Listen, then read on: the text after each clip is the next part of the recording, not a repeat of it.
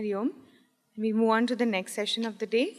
The topic of our current session is Reorienting Education through Advaita Vedanta. May I please invite Professor V.N. Jha sir, who is the chairperson of this session, and Swamini Vimalananda, who is the speaker for this session, to the stage. It is my distinct honor to introduce Professor V.N. Jha sir today. Professor V.N. Jha sir is the former director of the Center of Advanced Study in Sanskrit, University of Pune, from 1987 to 2006. He was also the founder chairperson of the Special Center for Sanskrit Studies in JNU, that's in New Delhi. He is also a national lecturer at the UGC from 1990 to 92. Jha sir has completed his MA in Sanskrit with Vedic group, MA in Comparative Philology, PhD in Linguistic Analysis of Rigvedic Parthapada, Kavya Vyakarana, Veda Tirtha, Rashtra Bhasha Ratna also. He's received various honors like the Sanskrit Mahamahopadhyay, Vachaspati, and Pandita Sarvabhauma. He has an experience of teaching for 30 years. He has an experience in his research works for 40 years. He has guided around 35 PhD students, authored more than 45 books, and published more than 100 research articles. His special fields, and he has created new fields in teachings and research by introducing courses in Indian logic and epistemology, Sanskrit linguistics, and also manuscriptology. He's been a life member at the Lexicographical Society of India, Linguistic Society of India, Bhandarkar Oriental Research Institute, and the Asiatic Society, Kolkata. He's also been a visiting professor of various foreign universities like Nagoya University in Japan, University of Lausanne, Switzerland, Berlin University, Germany, Mahatma Gandhi University, Mauritius, and many more. His special areas of interest are in Veda, Vyakarana, Nyaya, Mimamsa, linguistics, Alankara Shastra, philosophy of language, Indian psychology, language technology, and so on. The first time I saw Jha sir, his actual resume is more than 100 pages. It's my honor to have Jha sir here today with us for this session.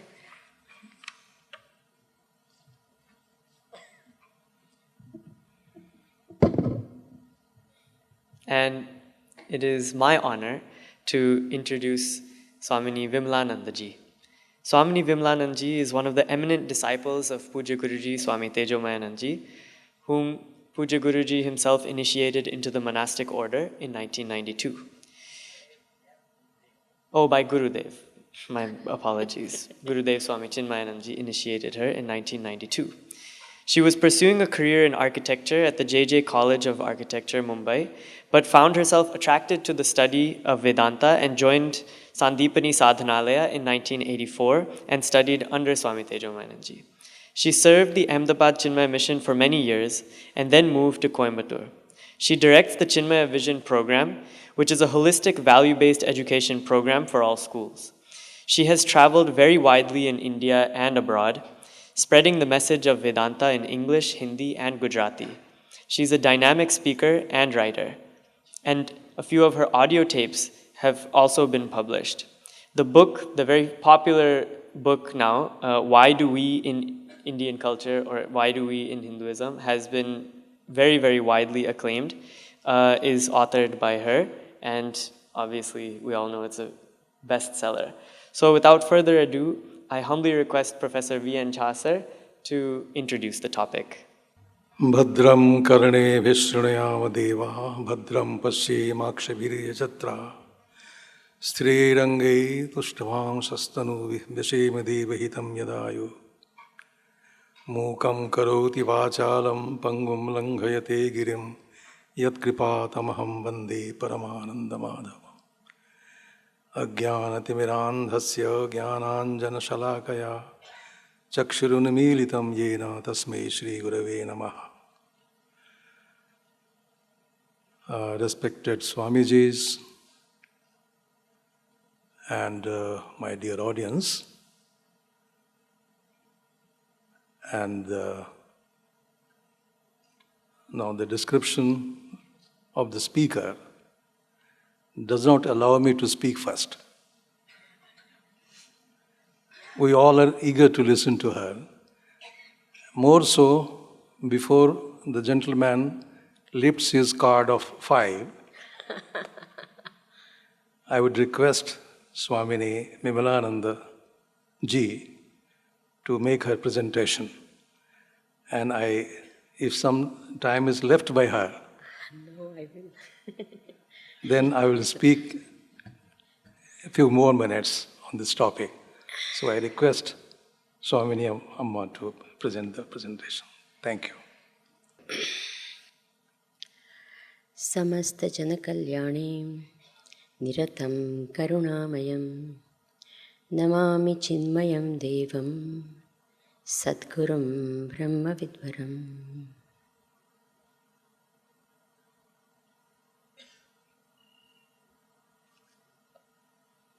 Hari Om and Namaskar to everyone. Pranams to Guruji. Very obviously, knowledge shines with humility, and you can see the humility of respected Professor Jha with the big resume that was given.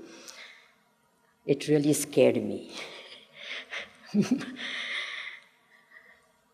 Pranams to all the acharyas and all the delegates. The topic for the day, reorienting education. I was told to talk on integrating Advaita Vedanta concepts in the education system, orienting the stakeholders of education in Advaita, and on ancient Indian education, all within the span of 40 minutes. Because I want to hear him also. Now, the Vedas are the very breath of Bhagavan.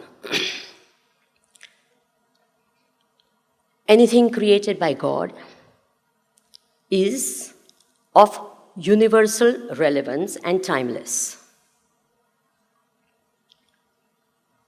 Naturally, the Vedas, being the creation of the Lord, its relevance is timeless and universal. And therefore, when we talk about orienting Advaita philosophy in education, we are standing on solid ground. Because we are talking about something which is universally relevant and which is timeless. In fact, it is so solid that everything else may disappear, but not this. It is a very substratum on which everything in the world is built, created. And therefore, with this solid foundation, anyone who undertakes this task of putting Advaita philosophy into education for any field of life should not have any hesitancy. Universal relevance and timeless knowledge. Now, we take a couple of things from the Vedas itself. The Mundaka Upanishad says, Dve vidye veditavye. One should. It's veditavye. It's not you can, you may, it may be possible to, it is good if you do it. No, suggestion. You should. What? Learn two types of knowledges, dve. And he first says paracha eva aparacha. When he starts saying, he doesn't say apara and para, he says what? Para and apara. However, when he starts enumerating or telling more about what that knowledge is, he does not start saying what is para, because he first said para, he should have then said what is paravidya. But he does not. And what does he say? He talks about tatra apara. And then he says Rigveda, Yajurveda, Samaveda, Atharvaveda. So the Vedas come first. And obviously when he's talking about the Vedas, he's talking about Dharma Jnana, Brahma Jnana. The Vedas contain Dharma Jnanam. And then he goes on to say, for knowing this Dharma Jnanam, what are you going to need? Vedangas, Vyakarana, Chandasa, Niruktam, etc. The secular knowledge comes in. So therefore, the first thing, if we want to talk about Advaita philosophy to be implemented into education or orientation, the first thing that will have to be done is to orient people into what? Dharma Jnanam. Into the secular knowledge is the basis for which afterwards, after that, and then he says, Atha Paravidya. Thereafter, Atha. And then he goes on to say, doesn't say, this is like, for example, for the Aparavidya, he said Rigveda, Yajurveda, Samaveda. But for Paravidya, the Rishi does not say this. He says, Yaya tad aksharam adhigamyate. He only indicates it. He doesn't give a specific, this is it. He just indicates it, he leaves it. Now, this whole seminar is on Jeev, Jagat and Ishwar. These are the three entities. The Vyavaharik Sambandha between the Jiva, Jagat and the Ishvara. Jiva, Jiva, Jiva, Jagata, Jagata, Ishvara. All this Vyavaharik Sambandha, the knowledge of that, we could roughly or broadly talk of it as Dharma Jnana. Dharma Jnanam is extremely, extremely important until unless the basis is of Dharma Jnanam, Brahma Jnanam, Advaita philosophy is not possible. And that foundation has to be very strong, very firm. And therefore, always, as a basis of Brahma Jnanam, Dharma Jnanam has to be given. And that, first of all, it has to be known and it has to be lived. Whereas Brahma Jnanam, the Advaita knowledge, also has to be known, has to be understood, and has to be attained. Adhigamyate. One has to be known, emphasized, and lived, and the other has to be what? Attained. Now, after this, how can it be done? It's very easy to say, should be done, and how can you do it? So the first step, a very baby step if we have to say, is doing and enjoying. If you see from childhood how people are oriented, they say, do JJ, go to the temple, ring the bell, do namaskar to everyone. It starts with something like that. And the doing must become enjoyable. Until unless there's this enjoying factor, it's not possible to put in any system, whether it's education system or anywhere. The enjoying factor has to become part of that knowledge. Then it's going to be possible to orient everyone, for people to follow, people to actually pursue it. So the first step is always doing and enjoying. Enjoying the doing, loving it, and we all, most of us, we've been brought up the typical traditional way. We have enjoyed all this. Ringing of the bell was such a joy. Taking the prasad from the temple, oh, isn't it? These are all joyful things, which are important baby steps. And then we go to the next step, which is that knowing, doing, and enjoying. So enjoying the knowing and enjoying the doing, both. Now again, if that enjoying factor doesn't come, it's not going to happen.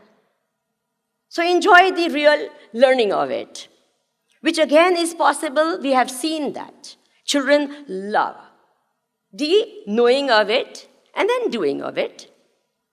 It's very important. I won't go into details because a lot of things that need to be said. And all of you are vidwans, great scholars and all, samajhdar ko ishara kafi hai, you will get the rest of it. Then the third thing, after the knowing, the doing must become so much a part of our life. You do it again and again, and it becomes so much a part of our life that it becomes being it. Now, education is minimum 1st standard to 12th standard, even in school. So 12 years if I do something, they say this is a period where if you do anything for 12 years, it becomes siddha. And consistently, without any break. And school, you have no choice. You have to go every day, every year for 12 solid years, and you keep doing all these things. What happens? The doing of it and enjoying and doing of it becomes a part of your value system. It becomes sahaja, it becomes your culture, and it becomes your way of life. There are so many things I can talk of, and it comes to my mind straight away. Being born in a typical Gujarati family, Jai Shri Krishna was a part of my life. So even now, unconsciously, even though I've been saying Hari Om for the past 30 years, when I see a Gujarati, typically Jai Shri Krishna comes out. It becomes so much a part of you, you can't take it out of you.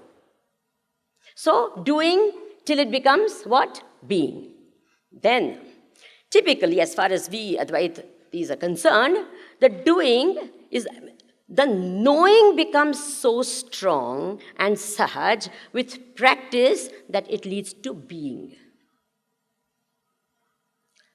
Meditation is a typical example, which starts with paroksha jnana, knowing, and with the practice, it actually becomes what? Being. Thereafter, it doesn't remain as knowing, as separate knowing, but it becomes being. I'll take this one as an example of this. As I said, everyone is taught to do JJ when they are kids. You find a lot of parents coming, say JJ, say JJ. And by the way, a neurologist told me that JJ comes very natural to every child, whether he's of Indian origin or not of Indian origin. There's something to do with our brain cells. So these two hands coming together, clapping, coming together is a part of our neurological setup. So this is a very natural thing. So do JJ, do JJ. Thereafterwards, you're told, do it to daddy, mummy, parents, grandparents. Again, it becomes a what? To great people, etc. You don't know why you have to do, and many times you've seen people actually put the head of the child in front of you. Karo, like it's literally forced down onto you, that way. But it doesn't matter. It's good enough. Otherwise, the parents do it so that the child emulates and starts doing it. So it happens that way. Then slowly and slowly as they grow up, they come to know. What is the meaning of namaskara? The self in you, the self in me is one. They are not two different. And to that self or to that divinity or God, I prostrate. So slowly the knowing comes. And then what happens? It becomes sahaj. Because it's been practiced over a period of time, it becomes so this. And then you go a little deeper when you question, because you start questioning. You know and you start questioning, is it really true? Why like that? And then comes a day when great saints and sages, they say, Siya Rama main, sab jaga jani karau pranama, jori jugapani. There afterwards, it's not knowing, it's being. It comes to that stage of being. And it happens, it's over a period of time. It's a long, long practice, but it does happen. Advaita can happen this way through small, small little steps. Now in this day and age, with the virtual world all around us, to explain the three levels that our previous speaker, learned speaker, was talking about, the pratibhasik satta, the vyavaharik satta, and the paramarthik satta. In fact, to explain the pratibhasik satta is extremely easy in this day and age. Everyone is actually living more in a virtual world than even the actual world. After this session is over, many of you will go down out of this room and you will not be in this actual world. You will all be in the virtual world. Is it true or not? In fact, relations are formed on the virtual world, are sustained on the virtual world, and die on the virtual world. Agreed? Everything is happening, not just this, your entire life. Learning is happening so much on the virtual world. And if we want to orient Advaita, we have to now start. Because the virtual world and the actual world are coming so close. Because you really don't know whether you're actually... Now when you are talking, chatting with someone on your chat room, are you in the virtual world or are you in the actual world? Actual world means vyavaharik satta. I'm not talking about paramarthik satta. What are you on? You can't say it's virtual actually. You can't say it's what? Vyavaharik. So these two have, so to speak, what? And I'm telling you, many people, the minute the TV is the vyavaharik satta, but after you open the TV, where are you? Your food and your clothing and your, all these things are only happening in the, what? Actual world. But the rest, your communications, most of your life is happening where? In the pratibhasik satta. And therefore, Advaita, if we want to take people to that Advaita truth, we would have to use this virtual world, which is so close to our actual world, to take them to the paramarthik satta. We will have to. I mean, there is no other, because that's where they are going to get all their knowledge from. It's happening more and more as the day goes by. Now, if you see even otherwise, Paramarthik satta, because it's easy to talk about Vyavaharik satta and Pratibhasik satta through all these mediums, but Paramarthik satta is not something that, in fact, you need a guru and all of the tradition thing that we know. I mean, it's not easy. With all the knowledge and all, when you sit for meditation, we all know what happens. So therefore, to get to this Paramarthik satta, however, science has a very big role to play. Now, I was listening to this Stephen Hawking's, the theory of everything. Fascinating. When it comes so close, he says that there has to be one absolute truth which explains everything. Wow. One would think he's talking about what? Advaita. He's not talking about Advaita philosophy, but he says there has to be. He says, I've not yet discovered it, but there has to be one thing that explains everything. Very good. The theory of everything, he calls it. He's not yet discovered it, but he says, I've not lost hope. I know I will. So there's a lot of things that are happening in science which can actually indicate, even Vedanta or Vedas only indicate the truth. Science also can become a powerful media to indicate this absolute truth. It is possible. Now, let's see something about the ancient... my watch has stopped, so I rely on you. Let's talk about some of the ancient principles, which were very, very important. Some of them are lost now. Some of them need to be brought in very desperately. In the good old days, spiritual knowledge and secular knowledge was never separated. It was never, and this is a really harmful thing that has happened for the present day. They're now watertight compartments. One is not allowed to enter into the other. It was never like that. To that extent, it was never like that in the West also. Even Newton, when he wrote his treatise on mathematics, he called it the philosophy of mathematics. He did not call it the science of mathematics, he called it the philosophy of mathematics. So they were never watertight compartments, which they have become now. Now, the way to bridge that, the Chinmaya Vision program, which if I get time I will mention about, we do have something called value-based education. So in and through any subject, be it science, maths, philosophy, anything, we manage to get these time-tested values and thoughts of Vedas or Vedanta to the people, to the students who are educating under us. Then, the other very important thing is education in the good old days was never a commodity. It was never bought, it was never sold. It could not be. It was sacrosanct, it was sacred. Whether it was secular knowledge or any other knowledge, it was never bought or sold as a commodity, and knowledge at the present time is only a commodity. Is it a fact or not? And with the being commodity, all the other things that happen with a commodity is happening now even to spiritual knowledge. Because when a product is bought and it is sold, then what happens? You always have a new product in the market, right? And Advaita Vedanta, you can't have a new product, a new Advaita Vedanta. You can renew it, reorient in a different, package it differently, but this timeless knowledge cannot be a new product in the market. And therefore, we have to see that the sacredness of the knowledge, to that extent, not only the knowledge was sacrosanct, the learning aids were also considered as sacred. I remember, we've grown up, a lot of you have been grown up, that no printed paper would you ever touch with your feet. Is it true or not?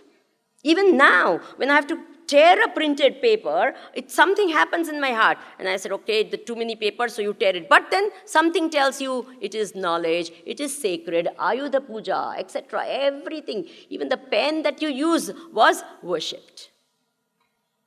So therefore, this is another thing which is missing, which needs to be. If we want to orient them towards this sort of an attitude must come. Towards Advaita, the sacredness of knowledge is something which is extremely important. And the third thing, teachers naturally, because of their position, were always revered.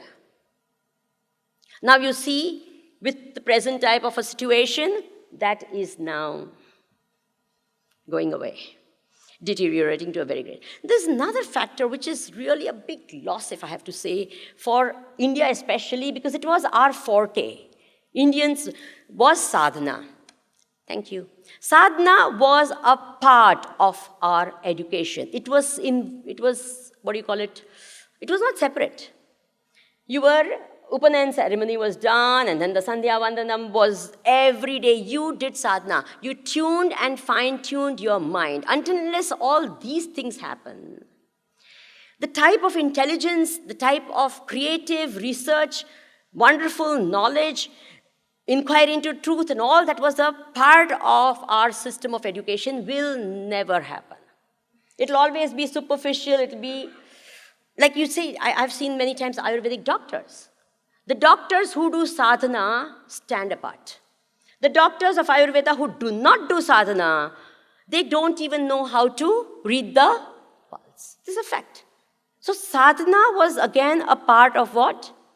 Education. Inherent part of education. And this was the forte, which was the greatness and the strength of our Indian minds. Because it was tuned and fine-tuned to an unbelievable extent through sadhana. Now this is again completely missing. If someone says one shloka, Guru Brahma, Guru Vishnu, we think he's done the greatest sadhana in the world and he's, oh my God, this child is like a next saint in the making. I know it. So anyway, so this is another very important factor. Then, the two main influences in the life of a child are the home environment and the school. Because he spends solid hours in the school and in the home. In the good old days, first few years at home, thereafter in the Gurukula, exclusively in the Gurukula, with the influence of the teacher, the Guru Mata, and the students.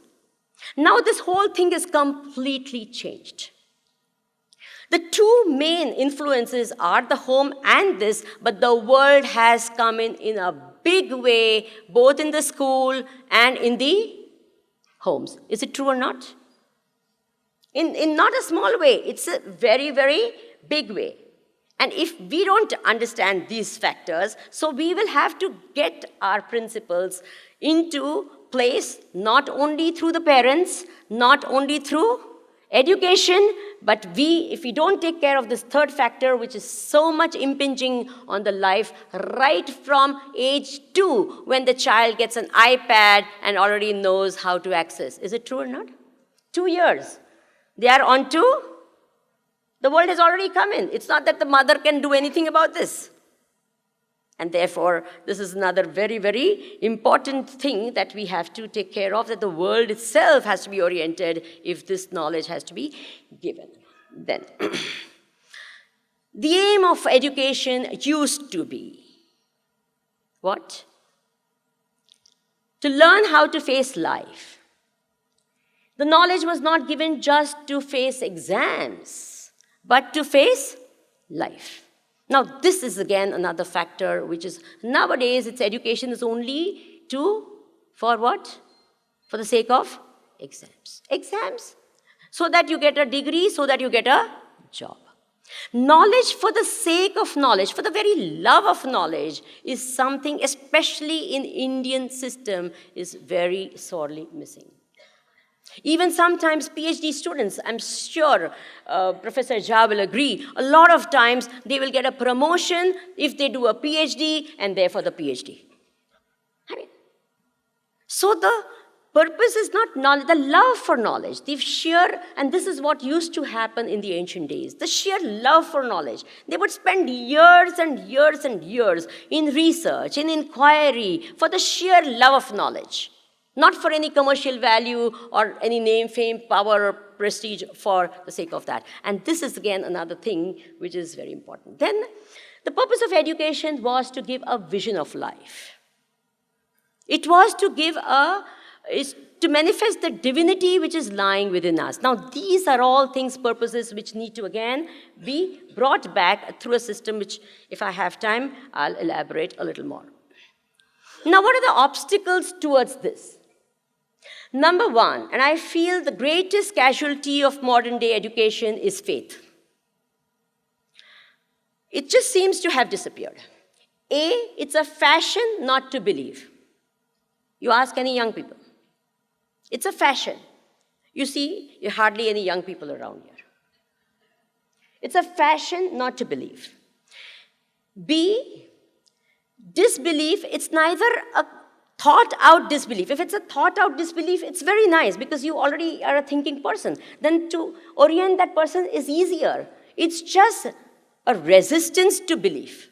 Not even, you think out very well, you go deep into a subject and you think, and then if you're an atheist, believe me, they're very close to becoming an theist. Because they've already thought, the thinking process has gone deep. It's not very difficult. However, there's a resistance towards belief. And on the other hand, lies this big arena of blind belief.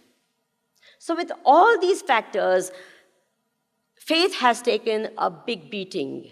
However, the same thing can be turned into an advantage. If we say this is a age of reasoning, which it is, one of the things that can really, really help us is reason itself. I have seen a lot of times when I've been thinking about it, what has happened right now, anything and everything is sold to the world through America, first of all. It's got a terrific influence. It's influenced to an extent that you and I, even over here, are living an American lifestyle. I can give n number of examples, not necessary right now. Now, this has happened through a very powerful media, which I realize, which a very powerful way, is anything that they want to sell to the world, they sell it through three very beautiful words, research has said. Is it true or not? People stopped eating wheat, which they have been eating from generations. They've stopped eating rice, which they have been eating from generations.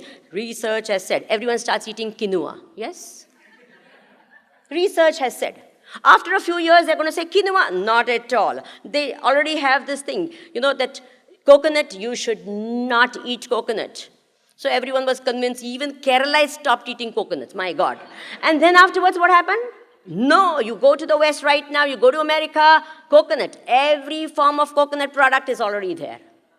So, and they always go behind these three beautiful words. What are they? Research has said. So, it is high time that we bring these Vedantic principles into the world, showcase it through these words, what? In fact, the other day, Swami Hari Brahmendranandji and I were sitting together and he was saying exactly this. He says when students come to him in Uttarkashi, so they're really sadhaks who go there, who come to him, they said they are educated in the present education system and we can't keep saying have faith, have faith, have faith. They keep asking why, how, what. They have this thing. So he says, I have to now study science. And tell them with these words, research has said, so that they can.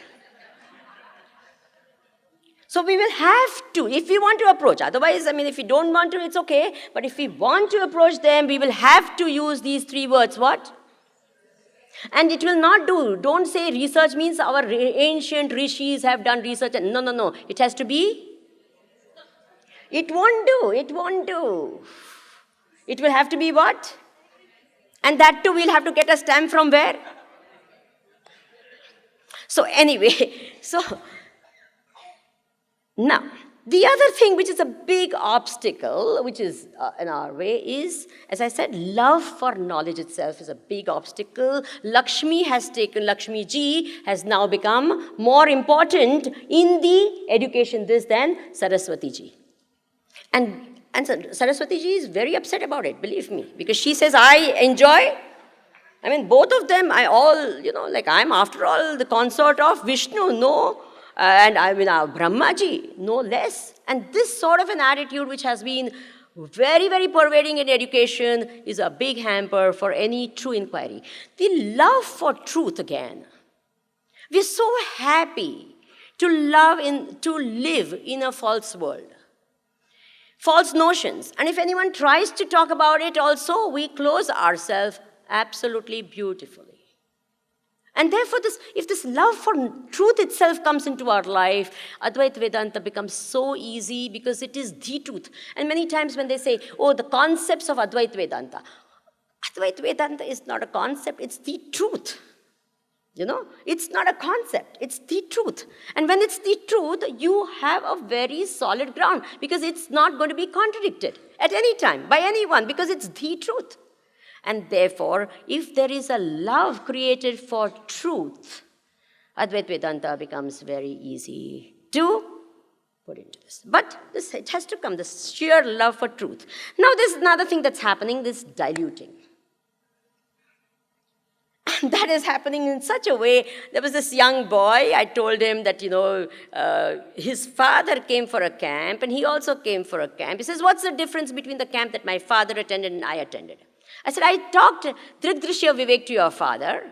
No dilution of this. Morning, evening, night. He learned the text by heart. Upadeshasara, he knew it by heart. I dare not say that to you. You'll run away. I have to give it as management seminar. Dance for it, activity oriented. And what happens as a consequence? You have what? Diluted the whole thing. That's how we are giving it right now. No one wants to listen to Upanishads at Sa. If I say tips for happy living, the audience is more. Isn't it true? I mean, so who wants... sorry. And therefore, this diluting is not a big obstacle for us to take people to a level which is, deeper. And this. Who can do what we can do? Of course, the government plays a very important part, their policies, their institutions, etc. It's such a sad thing that one of the obstacle, which is the most painful one, is an anti-Hindu attitude. A belief which is so strong. You go into a university environment, I have young people coming to me and saying that they propound, the professors over there propound that Hindu dharma, Sanatan dharma is a 200-year-old religion. And I'm not joking. You ask, Swami Advayananda and all know about the type of things that they teach in our university. And these are professors who are teaching it to what? Students. So it's almost an anti. Anywhere you go, you see the media, you go anywhere, there's absolute anti. And if we don't face this and we say, no, we'll again love to remain blind to everything, and we remain blind to this as well, we'll never be able to do what we actually want to do. There is in this society, in the media, in the country, a very, very strong what? Anti-Hindu. And we'll have to face it. We'll have to understand it. We'll have to be able to deal with it. Not blind our eyes and say, close the eyes and say it doesn't exist. I mean, that's, of course, one option and very easy to follow because then you live in your own nice little world. But this is a fact of life and we'll have to face it. Then, as I said, the government policies also have to be there and we have to support that. The other very important role that is there is of spiritual organizations. Very, very important. Their schools, their colleges can make all the differences. Even if it's not spiritual organizations, any management who is sympathetic and have this sort of must put these things, these ideas, these concepts into their schools and colleges. It's extremely important because actually school is the main place, but college is by far too late. This is my firm belief. We can do something here and there, it's okay, but the main thing is the school and the home environment, of course, which is extremely important in our case. Now, that is where the Chinmaya Vision program, this most beautiful, foresighted vision of Pujya Gurudev. He knew that this is the modern age. He knew this time-tested Indian education system, which is so beautiful. So he says they have to get integrated. You can't say the East is East and West is West and never the two shall meet. They have to meet. And he gave this beautiful Chinmaya Vision program, which is a very holistic way of looking at education. Quickly run through it. More information is available in this book, which is right outside, called Manifesting Divinity, Chinmaya Vision on Education. The important thing is the vision. So it's not a curriculum-based thing. It's not a portion-based this. It is the very culture. It is to inculcate a vision of life. There are 4 aspects to this. The first and an extremely important aspect is called integrated development. If you see in the present day, we find some people like Popeye cartoon. All of you know Popeye? It's got very big hands here and sticks over here. Looks very good as a cartoon, but not as a person.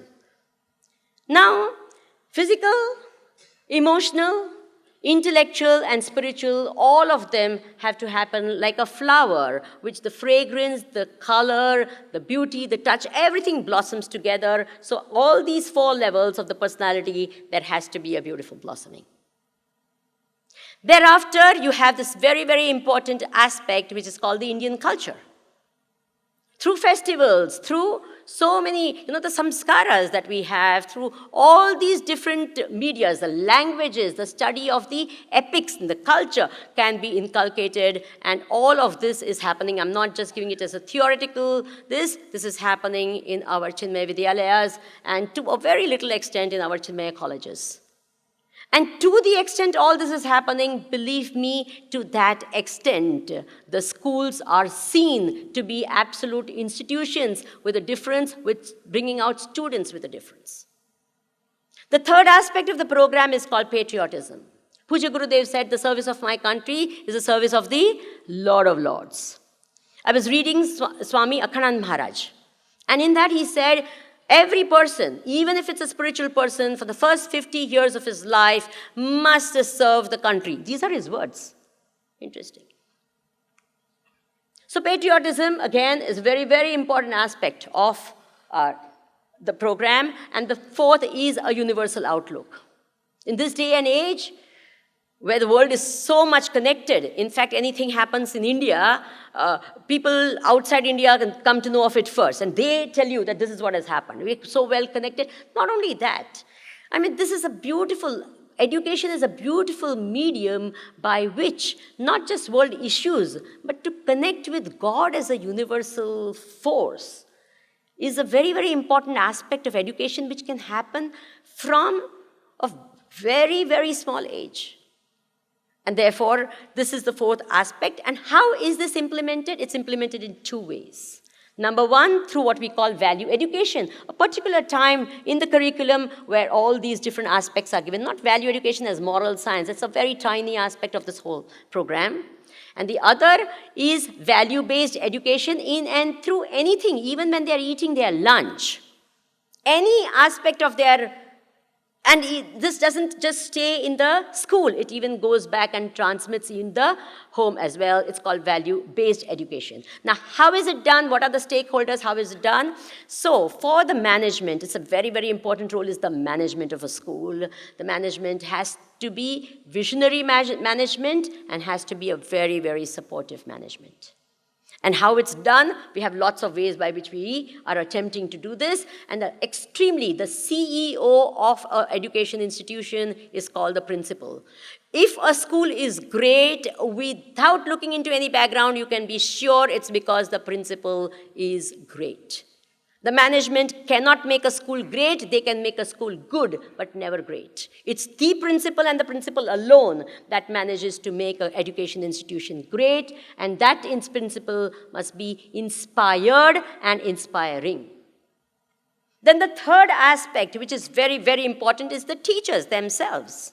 They have to be efficient and dedicated. Not teachers by compulsion, but by teachers by choice, which is again a big time problem for our country. In our country, to get a CEO is very difficult. Equally difficult it is to get a good principal. To get teachers is very difficult. Good teachers, Teachers? No, good teachers. Very, very difficult in all our schools, in all our education institutions. It's very difficult. Many times it's always the last option. When I don't get admission XYZ, I become a teacher. And then the fourth important aspect, which is not to be missed out, is the sensitivity and the cooperation of the parents. For all this, we are doing something, through the Chinmaya Vision program, all these stakeholders are being addressed and talked about. Now, another thing the last point which I will make before he shows me the 0 mark, is the influence of the West. And why not? Since Indians are like that, where we are West crazy and this, so why not use that? In the IB program of, IB is a big hot-selling program nowadays, we have 2 very beautiful topics. One is called CAS, Creativity, Activity and Service. Now imagine that program, which is an outside program from Geneva, it comes here, International Baccalaureate, voluntary service is compulsory. 100 hours of voluntary service. If I can inculcate seva bhav in a child, right from childhood in their school age, believe me, we have different type of people coming out in the world. Is it true or not? When so much of selfishness is there as a part of our personality right now, don't you think one very big step of dharma would be to inculcate seva bhav, right? So that's why we started, called the Chinmaya Bal Sevak Award, Yuva Sevak Award, where they call up 120 hours of seva in different ways. More information can be available. I'm not talking about it. There's another thing which is, fascinating, called the theory of knowledge. It is nothing. When we go to study Vedanta, the first topic we study is called Pramana Vichar. How we learn what we learn. And that is called theory of knowledge, and it comes from America. It comes from outside. And every IB student does this. Can you imagine that? Now, the IB says, we don't want you to have a Western type of a theory of knowledge program. You make your own Indianized program. And this has been my dream for the past 10 years. And I've been searching for a person who can do research and bring out textbooks of theory of knowledge which are Indianized. The IB says, please do it. We won't do it. Who's at fault? We. They say, when you want to teach English, you don't have to teach Shakespeare, teach Rabindranath Tagore. But we will say, why that? We will only teach what? Shakespeare. Who's at fault? So from the West, we can definitely pick up a lot of these things and let it come from them, because we are going to be doing IB in a big way. Everyone's crazy after this program. What doesn't matter? Let us take that. Let us introduce our Vedic ideas through this, and I'm sure we can do. Puja Gurudev did it, and we can all also support these great causes. And I'm so happy that all of you are here and discussing about all these important matters. Thank you very much for giving me a patient hearing. Hari Om and Namaskar.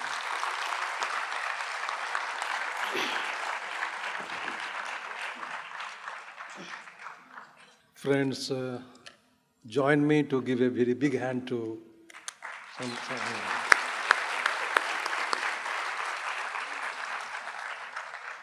In the morning, Advaitamrtam ji gave you a very beautiful picture of Jagat and Brahman. And a learned speaker before this session gave you the format in the discourse, traditional discourse, how this has been a living tradition in our culture.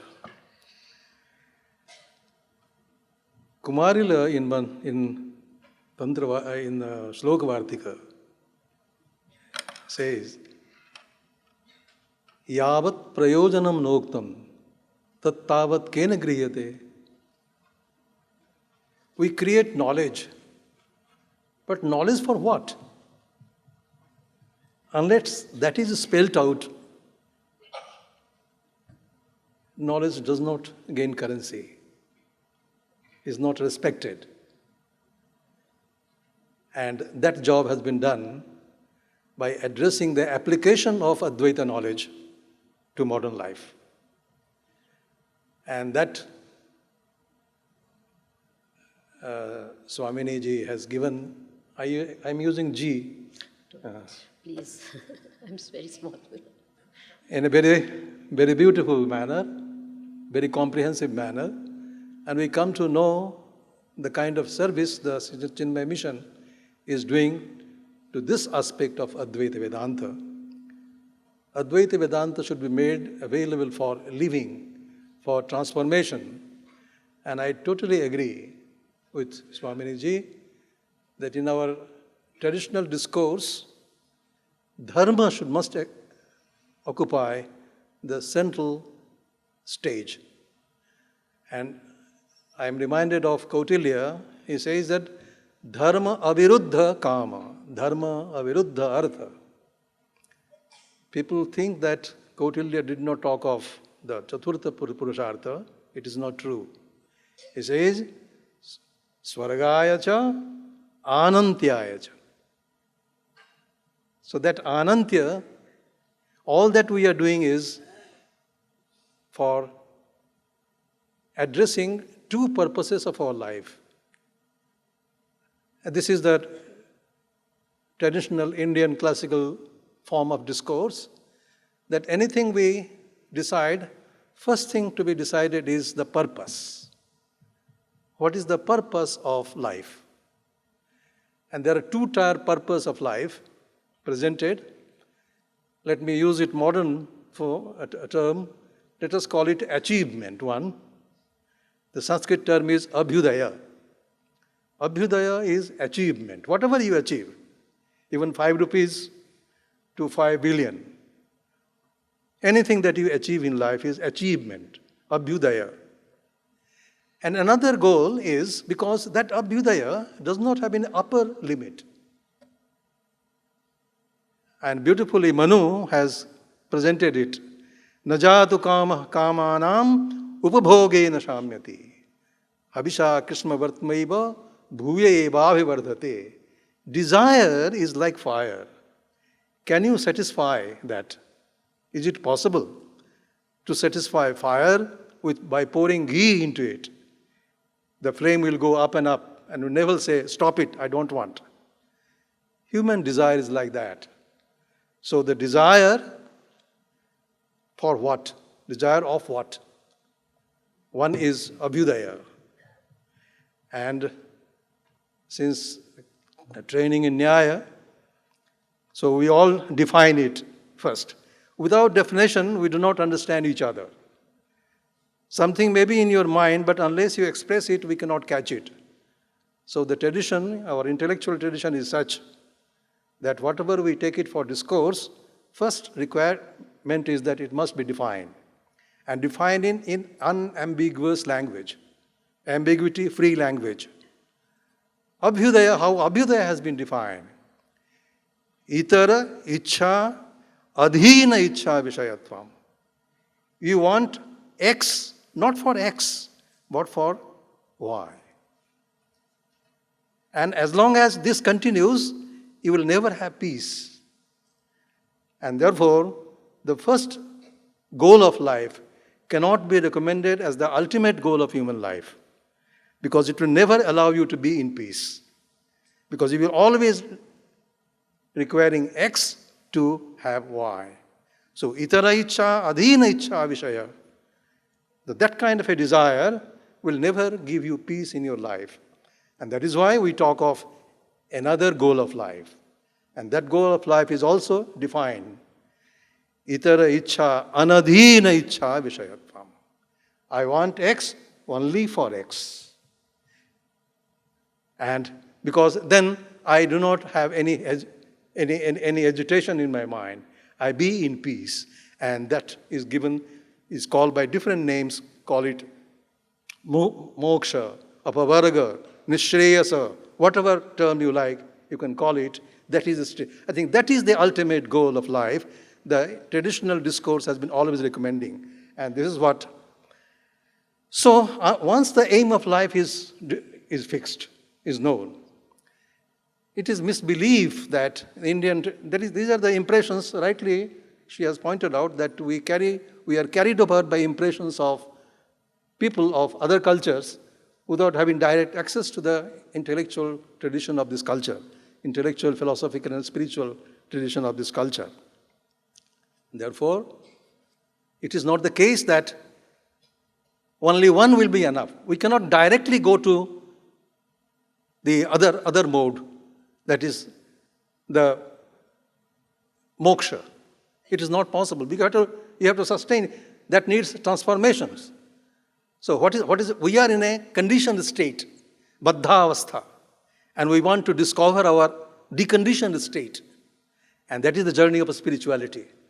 The spirituality journey is nothing but to discover my deconditioned state, because I am in a conditioned state. Therefore, I alone need mukti, and a deconditioned state of the self does not require any mukti.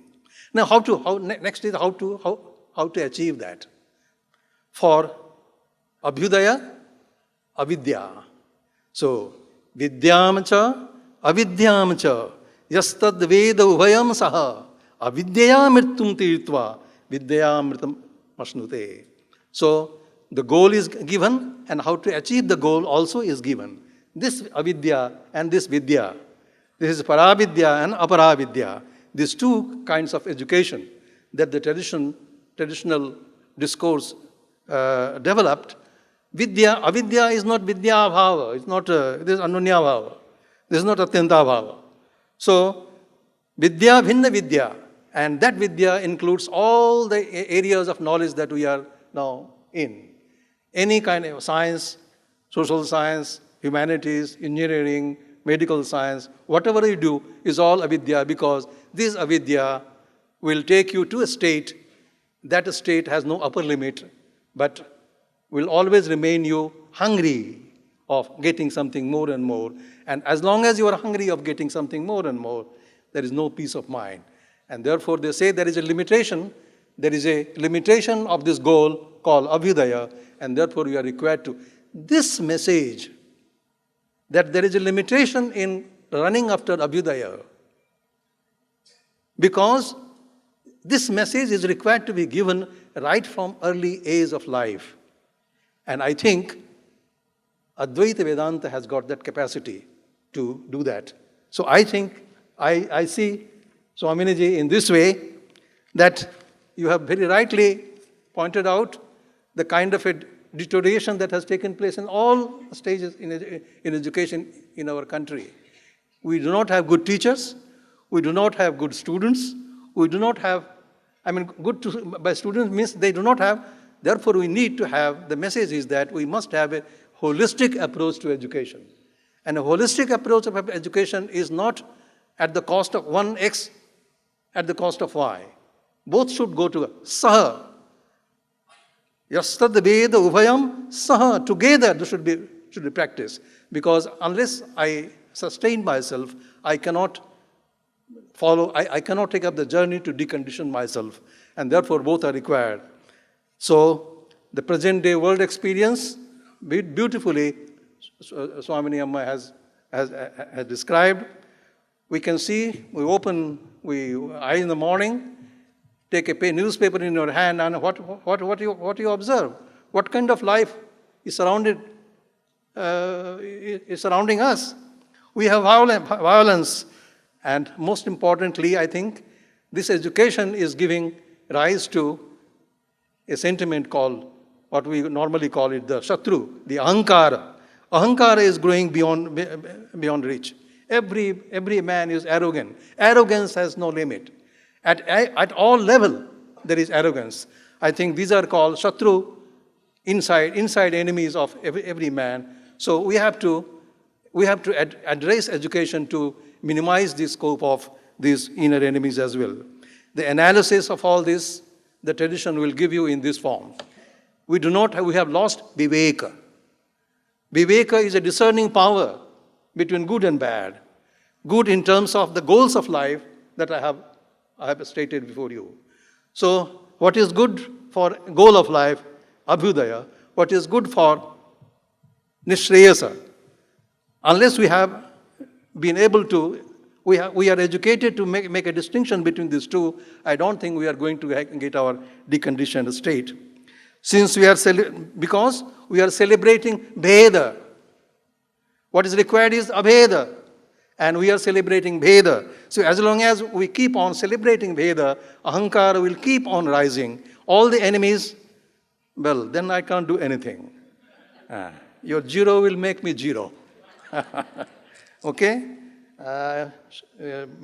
Swamini Amma would have been kind enough to give me little more time.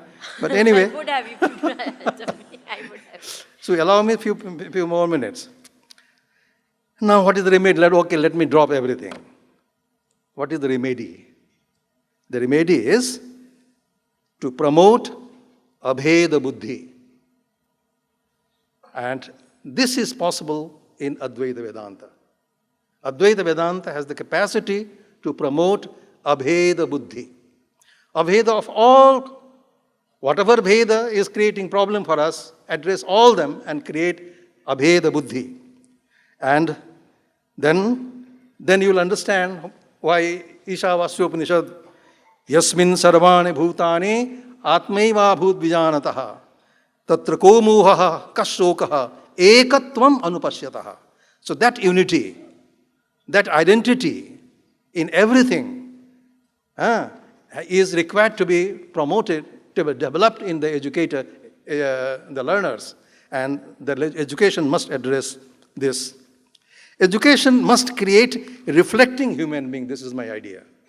Even if you say that Tarka does not lead you there, even this conclusion has been based only on Tarka.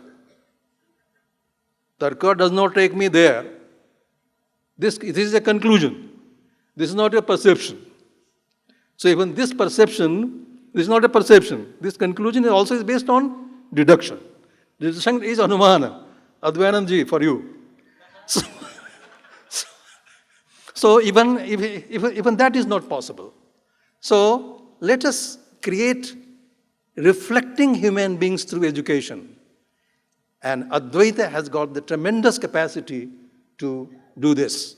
And I think that in the 21st century, the Upanishads are to be interpreted in this way. Now, sa vidya ya vimuktaye. Now, how to understand this today? All narrowness, freedom from all narrowness, freedom from all bheda buddhi.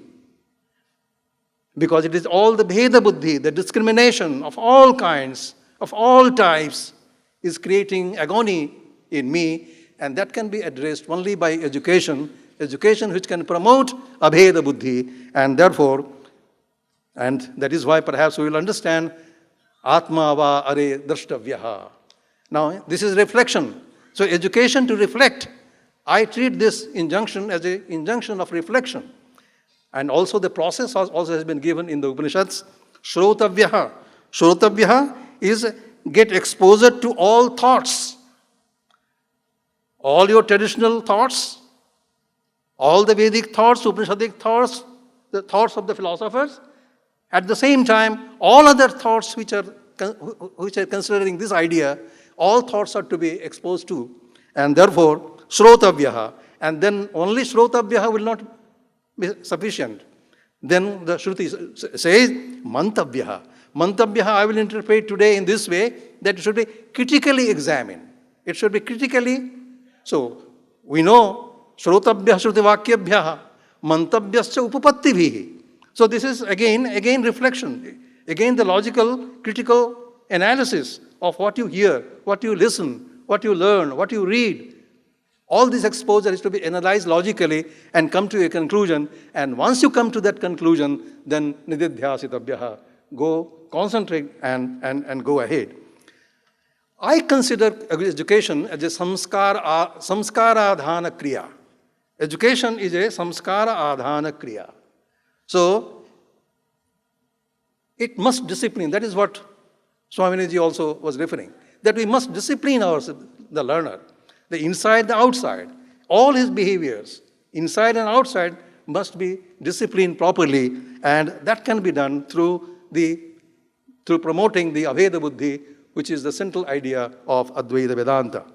So through such samskara adhana kriya, an all-inclusive mind will develop. Now I need not elaborate this. This is what the whole world is suffering from now today. And therefore, such minds will not allow narrowness of any kind to grow.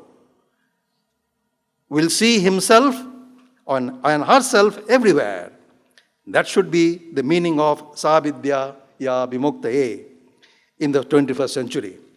Advaita Vedanta has therefore the capacity to bring about that desired transformation of man. This is what is desired. This is the ideal stage that education must take. And Advaita Vedanta has certainly the capacity to do this kind of a transformation. This thought will help man cross over miseries, even the highest misery called mrityu. Avidyaya mrityum tirtma, vriddaya mritamasnute. So mrityu I am taking, say dukkha. Dukkha means of a highest type. There cannot be a higher dukkha than mrityu. Even that can be crossed over by avidya.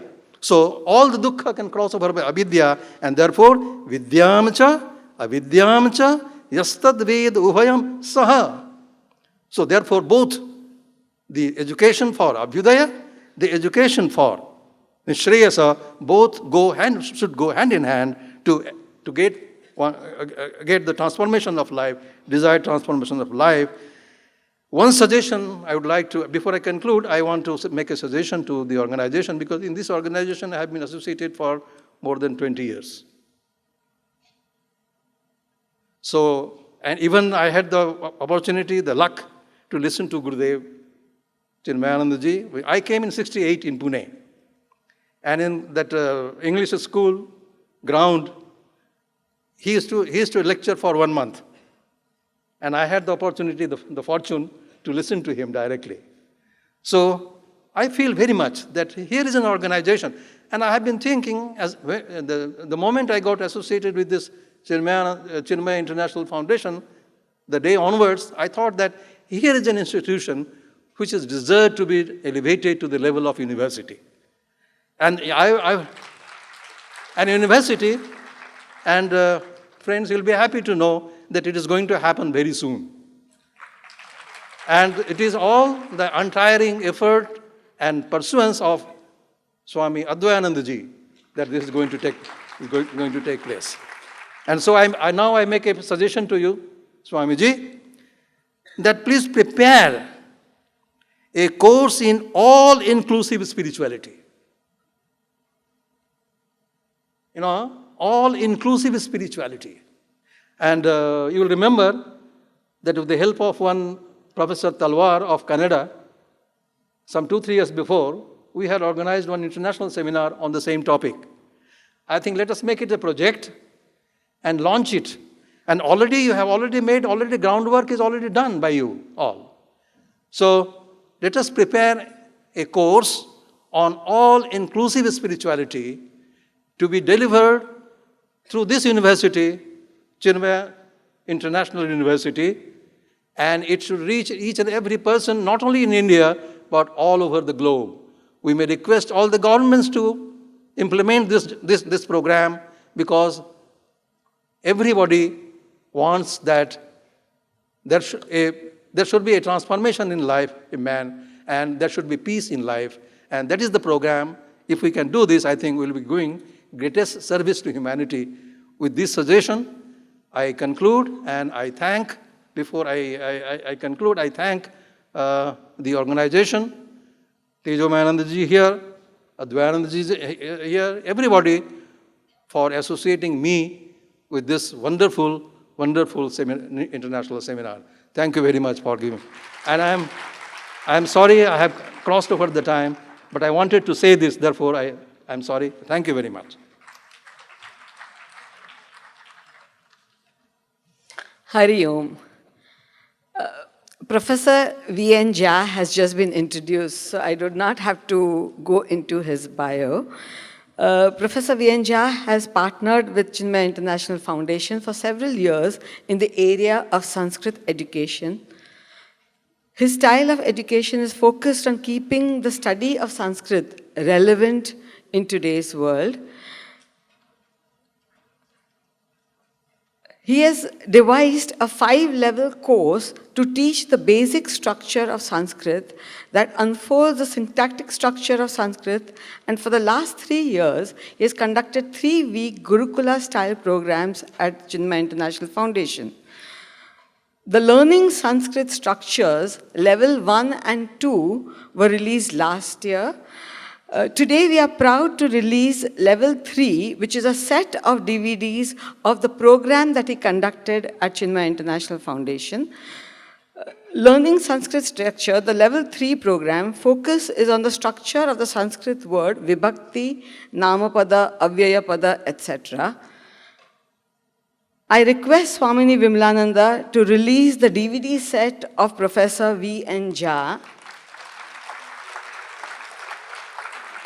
and give him the first copy.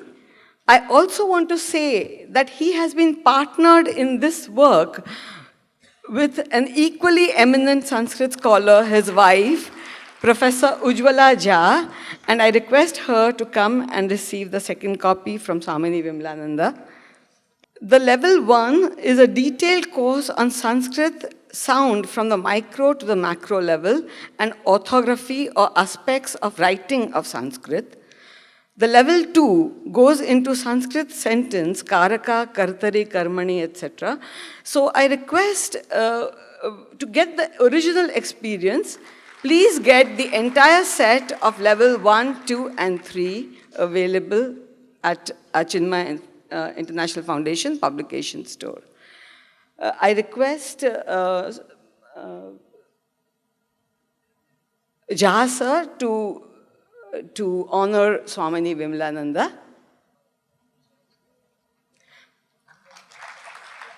I request Swami Ramakrishnananda to honor Professor Jha.